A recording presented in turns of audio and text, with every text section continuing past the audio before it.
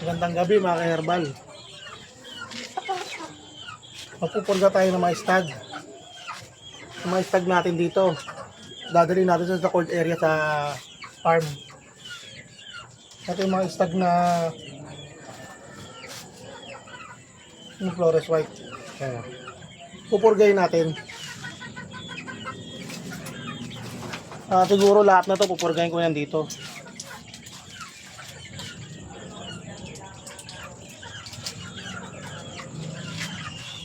Purga tayo. Tapos magpurga, nagbibigay ako agad ng Airbox. Pinagsasabay ko sila kasi anti-stress din to eh. At saka hindi sila manghihina kumain kinabukasan, mabigana pa rin silang kumain, hindi siya mananamlay pag sinabayan nyo na ng Airbox. Subok na namin to kada purga ngayon, sabay sila ng subok. Wala namang ibang nangyayari dahil herbal to. Magtutugmas ng dalawa.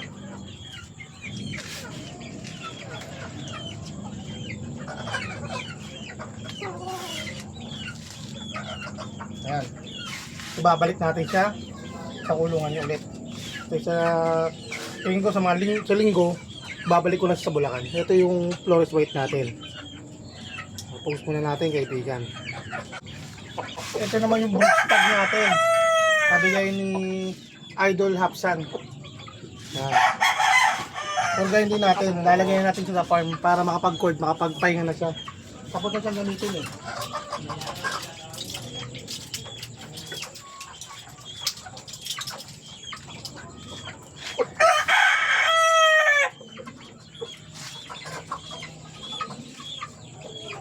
Tapos hairbox ulit.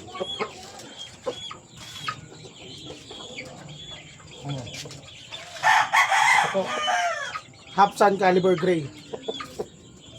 Napakainam, napakaganda. Multiple mamalo, may utak.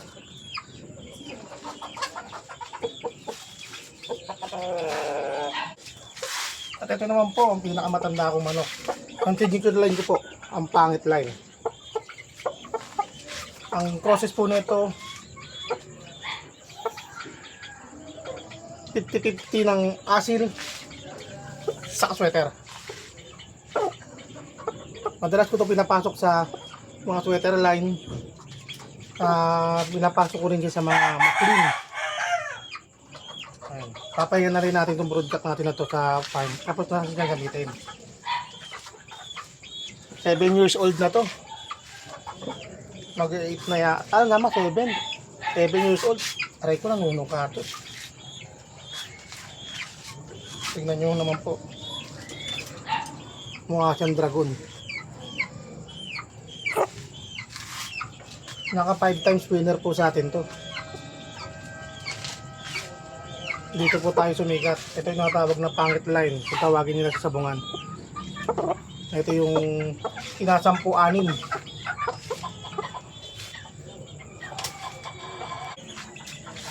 Ito naman po yung mga stag po natin na mga black. Yan, nagyan sa ilaw. Madali pa rin. Yan po, mga stag po natin to. Ito po yung mga Spartan black po to. Pure Spartan black. Pupurgayin na po natin, lalagay na po natin sa cord.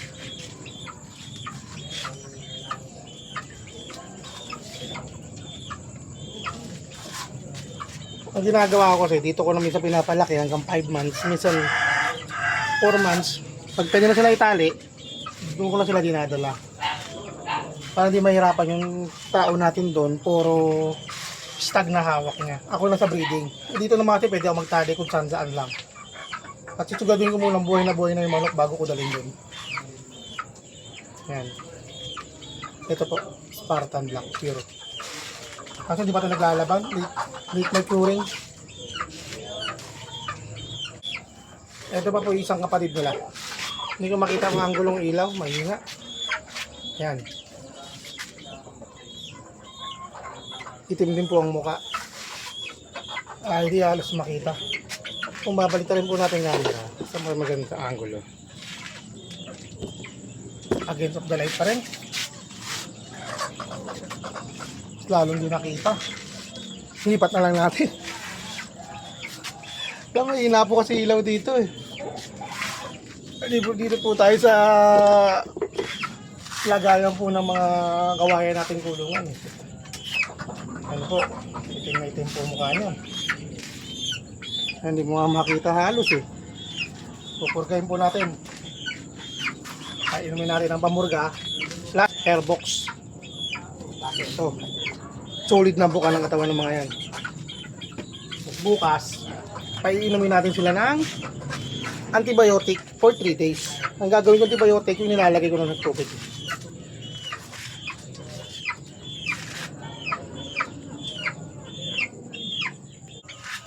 Ito po,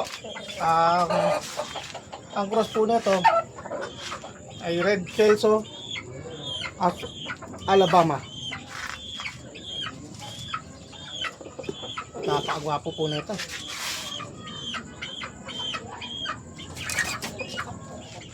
For sharing po rin po ito. Pag may gusto pong bumili, mag-PM lang po kayo sa akin. Ang Kelso Alabama po natin, ito po yun. Ang babae po na yun, ng alagnamit ko pong Kelso, ay Machine Kelso po ni Sunny Lagun. Yung na-acquire po natin sa isang kaibigan po natin. Binenta po sa atin. At pinaris po natin sa Black Alabama. Ngayon po, nag-iisa na lang po ito kasi naubos na po. Yung mga kapatid po nito nagpalalo na po. Bali, ang score po nito sa 12 ko na ibenta na lalaki, 8 win, 1 loss.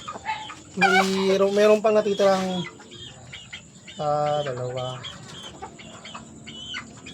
dalawa pang hindi nalalaban. Pangatlo to. Ang maganda po record. Basta po yung black po natin na na Alabama.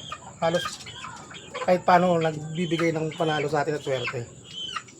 Ang katawan po nito hindi ganong kabukuhan, medyo po siya slim type. Pero pag nawakan po nyo, andun po yung katawan na hinahanap po nyo. Para sa athletic. For sharing po ito, baka gusto po nyo. Black Kelso kung tawagin ko. Ito po, ang Spartan po natin. Pure Spartan. Brood stud. For sharing din po ito, itim ang muka. Hindi pa po siya naglalabang, kaya hindi ko po siya maipa-for sale kasi gusto ko nang makita nila bitaw na mga gustong bumili. Kung may tiwala naman po kayo, kasi po sa akin, brood stud po ito, kaya matik na po ito. Nakita ko na yung mga unang kapatid po natin na unang lumabas. Ito po. Brood stud po ito. Kaso nga lang po, hindi po siya budget meal, pero yung tipong hindi naman masyadong mabigat na bulsa. Pwede naman po yung sa aking hulugan, pagkatapos na po yung hulugan, saan niyo po yung kukunin? Brood stud po ito ng Spartan Black. Pure Spartan Black. Ito po yung katawan. Dadali ko na po ito sa farm. Hindi ko na sila padulukunin.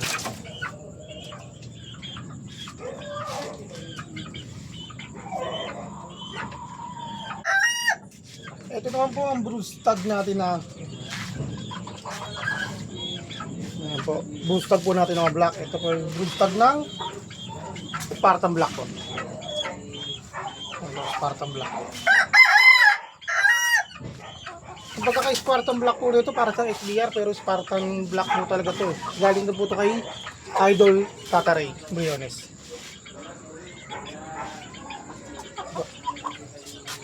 Dalawa rin po yung black po natin na ginagamit. May isa pa po tayong black na galing po kay Mariano na na-acquire naman po natin yung kaibigan natin na JJ Brother na taga Bustos, Bulacan. Shoutout sa'yo kaibigan JJ. Nasa Bulacan na po yung ginagamit ko na yun. Halos na mukha po na ito yun. Awig. Mas lighted lang po ng konti yung dito. Mariano daw po yun. Ano nga lang po yun, medyo makulit.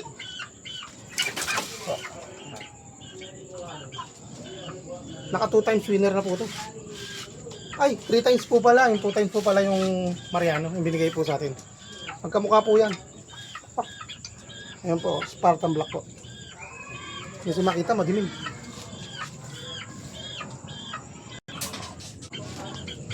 Ito po naman po ang brood stag natin ng Flores White. May kiliti po kasi ito kapag hinawakan mo, galaw ng galaw. Po. Flores White po yan. Ang Flores White ko po, kung mahilig po kayo mag-sinyado, lahat po sila, karamihan naglalabas na nunal sa paa. At isa sa pinaka-bloodline kong mabili dito sa manukan ko. Mula nag-umpisa ako magmanok, kahit sa tatay ko, Flores White po talaga kami kilalang kilala.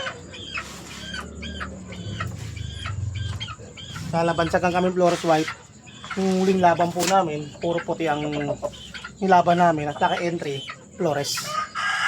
May sumigaw, Flores White. Mula noon, pinangalanan ko na ng Flores White.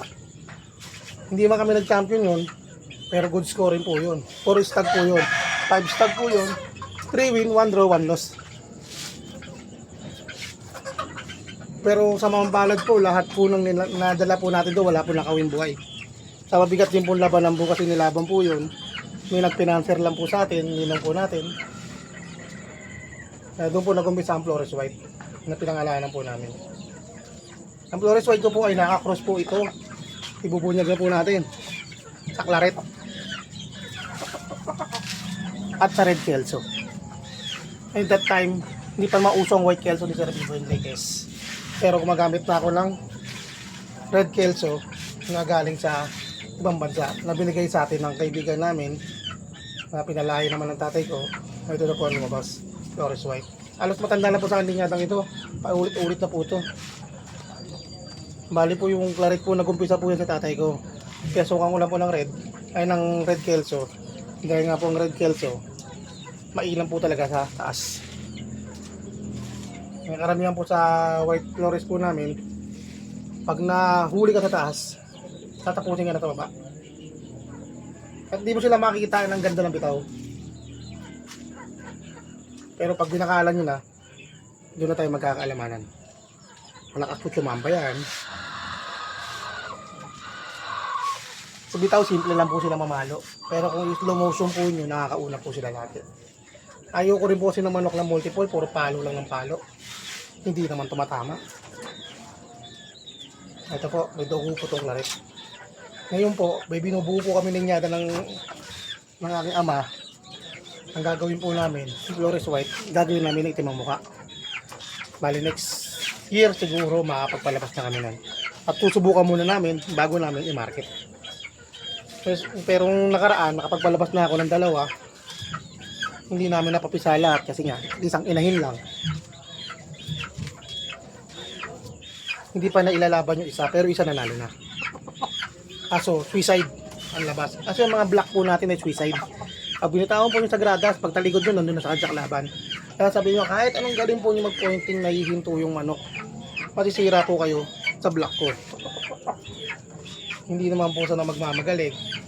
Sa nag-aano, kasi ganun po talaga yung black po namin. Disenyo po namin yun para lumusob at pumatay ng pumatay lang talaga. Pumalo lang ng pumalo sila. Halos wala silang diskarte kung pumalo. Pero gusto nila laging makauna. Yung kagandahan po ng mga black po namin. Pero ang Black Spartan po, maingat po maglaro. Kaya pinasok po namin yan sa Alabama po namin. Ngayon, tinatawag po namin na Dragon Black. Pero po yung mga black po namin na dito na may dugong asil, pag binitawan po talaga sa gratas, pag talikod nyo, nandun na kagad sa kalaban, nakipagpukpukan na. Kaya yung ibang sasabi na dahil sa pointing yan, hindi po. Marami na pong umawak na mga magaling na hunter na yan, nakakilala ko. Puro ganun din po ang nangyayari. Talaga pag binitawan po lang sa gradas, lumulusog po sila kagad. Hindi katulad po na itong mga Flores White ng ito, nag-iisip po talaga to. Dito po basta-basta pumapasok.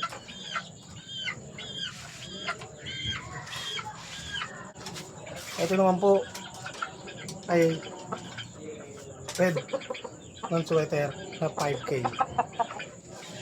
Gwapong gwapo. Pag sinabing red, talagang gwapo. Yan po.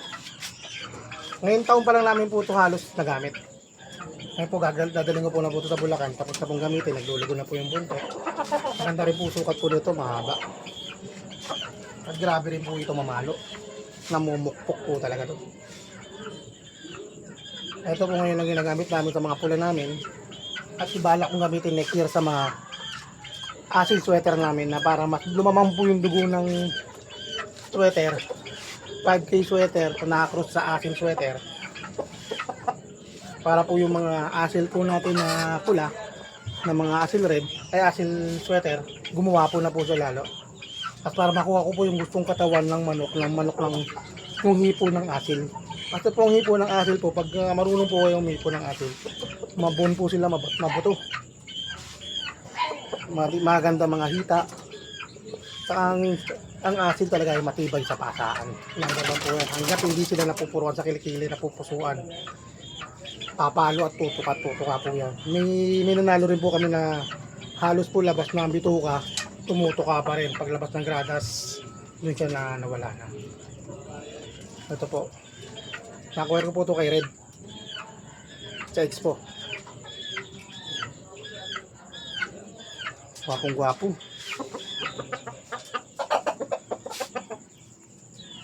Ito. May leg band po ito. Natanggal na lang ko, nahugot siguro nung ano. Binuha ko po ito, yung tahig po nito, halos di bukol pa lang. Ay, malaki. Medyo pricey, pero quality naman mga ilalabas na anak. Ngayon, mga ilalabas ko mga pula ngayon, galing po dito. Pero ang ginamitan ko po sila muna ngayon ng mga sweater din po na inahin na nakakross naman po sa Kelso. Sa machine Kelso po natin na nakakross. Kaya labas, meron po kami dito na 50-50 na available na 5K sweater na nakakross po sa Kelso.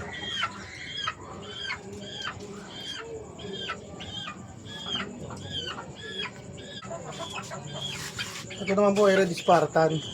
Hindi po ito atin. Kaya parang nego po ito na hiniram lang po natin.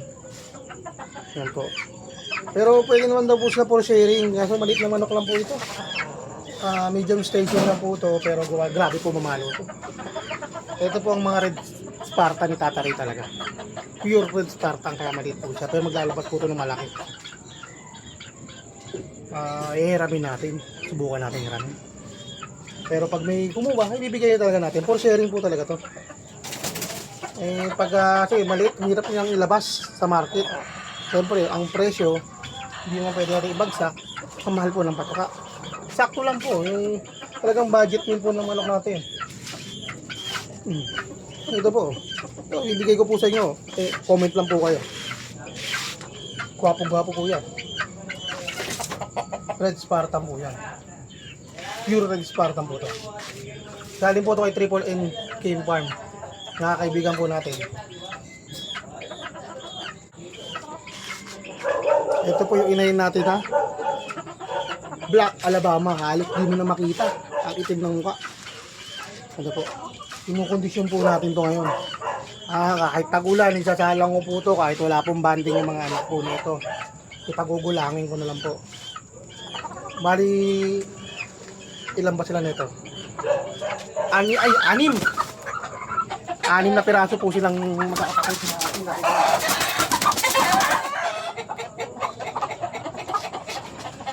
Kalikot lang po kasi galing lang po sa range area ng puno natin sa garay. Alabama Black po ito. Anak ko na imported po natin to F1. Ang bala ko pong gamitin po dito, yung kukunin po natin kay Idol Ruel Amano ng Sabong Pinas. Sumuha po tayo sa kanyang tahulugan ng tawag dito ng SBR. I-cross po natin dito. Bagay na bagay po yun. Maglalabas po ng mga itim din ng mukha. At sa lahat gusto po mag-avail, kahit po sisiyo, magbibigyan ko po kayo sa unang batch.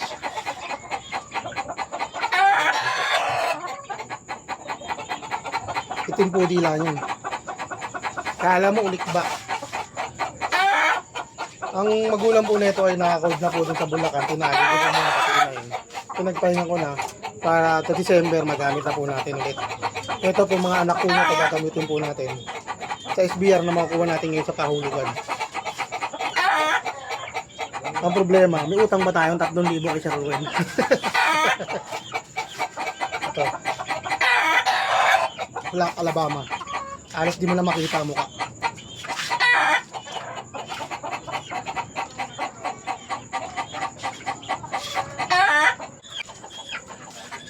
Ito po, stag po natin ng crosses na to ng Alabama saka ng Spartan. Halos magkamukha po sila ng Spartan na lumabas, pero mas ano po to, mas matingkad po yung pagkakapulok po niya. Yun po. Kasi po yung Alabama po natin ay Nelson. Tinawag lang po nila ng Black Alabama dahil nga po imported. Saka yung may-ari po talaga si Hatch Village po talaga. Ewan ko po ba't naging Black Alabama tawag nila. Basta pag bili ko po, Black Alabama po sinabi sa amin ng handler, saka yung nang kumuha natin kaibigan ko. Ang shoutout ko palang kaibigan ko dyan sa Amerika na si Aring Albert. Salamat sa pagkuha mo sa akin ng imported na manok. Susunod ulit pare. O, tango na naman ako, try mo. Ito. Yan po. Ang nakakaroon po tayo na-acquire po tayo ng mga imported kahit sabi mong backyard land tayo. Saka ngayon po nag-umpisa. Aminin mo, nag-umpisa pa lang po ako mag-farm. Halos ngayong taon pa lang po kami nagka-farm. Pero nung panahon po nung backyard pa po ko, ang lahat po ng manok ko ay nakikilagay lang po ko sa mga kaibigan natin na malaking farm. Hiwalay-hiwalay po. Meron sa Batangas, meron sa Bulacan.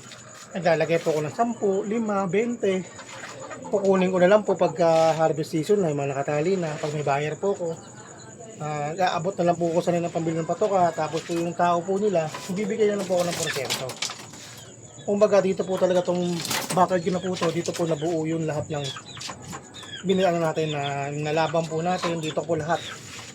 Kapag ating po ng 4 months, 5 months, pwede ko na sila itali, hindi sila malikot. Dinadala ko na po sila doon sa mga kaibigan po natin. Ngayon po may sarili tayong farm. May kaibigan po tayo nagmahawak po doon. Itim po dila na ito. Kaya malalaman mo na Alabama po talaga ito. Black tongue po ito.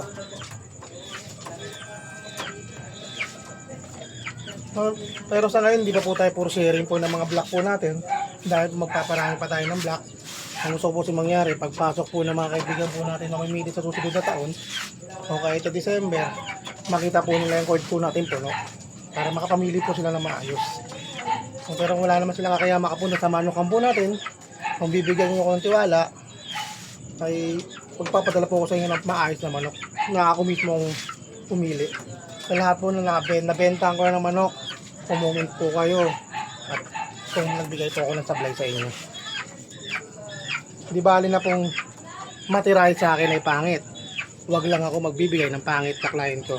Pero tutususin lang po, lahat po ng reject, hindi ko na pinapatagal. Ginagawa natin ng ulam yan. Alam po ng mga tao yan dito sa loob ng baisa namin. Pag reject po, reject yan. Kahit maganda sa paningin nila, pag reject po sa akin yan, reject po namin yan, reject po talaga yan.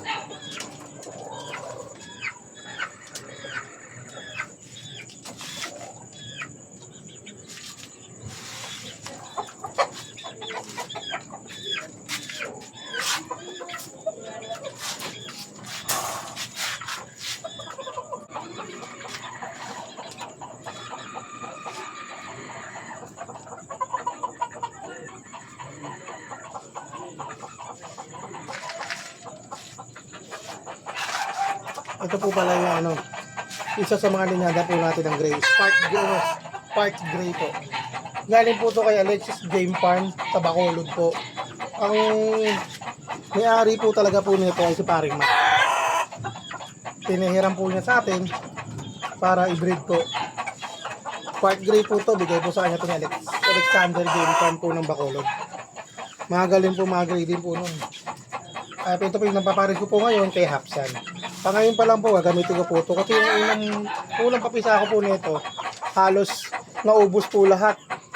Dahil po sa pinasok po kami ng pusa. Isang lesson po sa amin yun, nagtiwala kami kagad sa 3x3 kulungan. Nilagay po yung mga 2 months old, kala ko hindi na adaliin. Dinali po, halos iba, pilay, patay, walang pakpak. Kaya kasamang balad po, wala ko po itong lahi. Kaya gagamitin ko po siya ngayon. Kaya nahihiya naman po ako sa kaibigan ko na hindi ko siya mabigyan dahil wala po talaga natirang lahi ng manok. Ubus po talaga. Kaya isasalang ko po ito para pagdating sa December, may maibigay po sa inyo stag. Ito po, Spark Gray. Ito naman po yung Flores White po natin na babae. Yan po yung panakagwapo. Guwapang-guwapa. Tapos na po natin siyang gamitin. Babalik ko na po sa Bulacan. Itatalian ko na lang po sa cold area.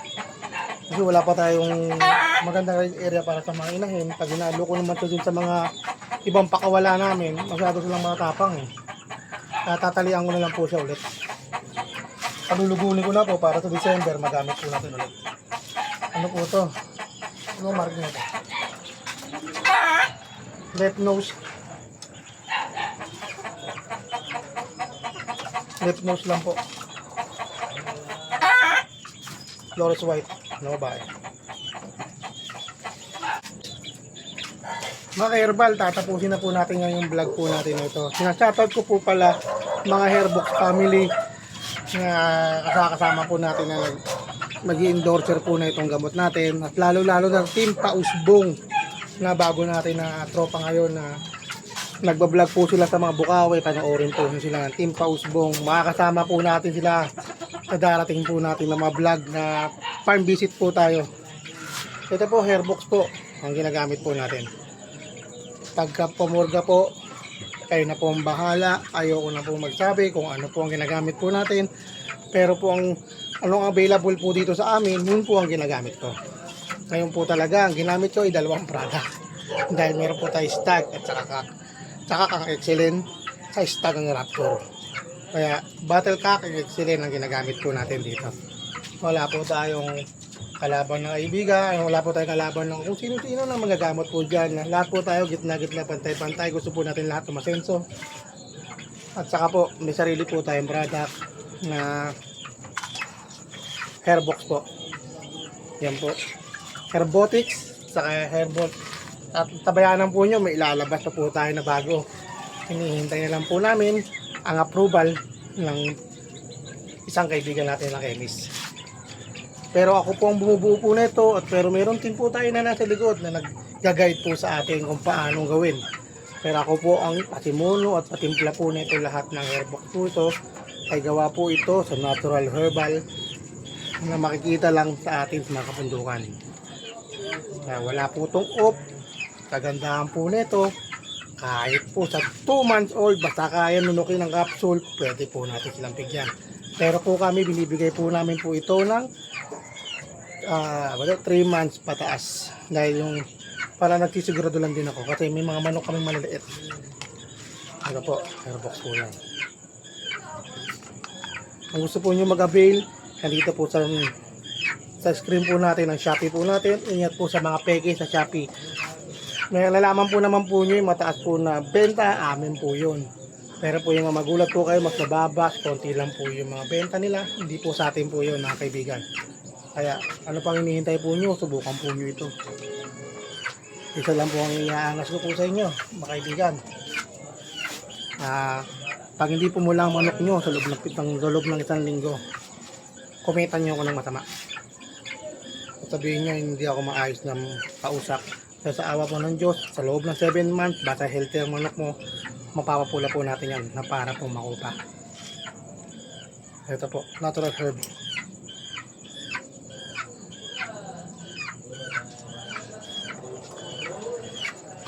Sige po, maraming salamat po sa inyong service, Melbert Flores, at thank you po sa mga subscribe po sa atin, nag-follow sa YouTube at sa Facebook. At malapit na po natin maabot ang 1K. Bilang pangako po sa inyo, trayo, ibibigay ko po sa inyo sa lahat na subscribe ng 1 to 1,000 subscriber ko. Katop po tayo ng 1,000. Pag nag 1,000 na po, ikakatop po na po yung lahat ng nagbigay po sa akin ng mga entry po nila at bubulahin po natin yung live para makita po nyo kung sino po ang makakuha po nyo. Sagot ko na po ang shipping fee nyo. Pero kung nasa Mindanao po kayo at wala po tayong cargo na mapaglalagyan, pag-usapan na lang po natin kung paano ang labanan. Pwede rin naman po natin palitan ng 1 year supply ng Hairbox product.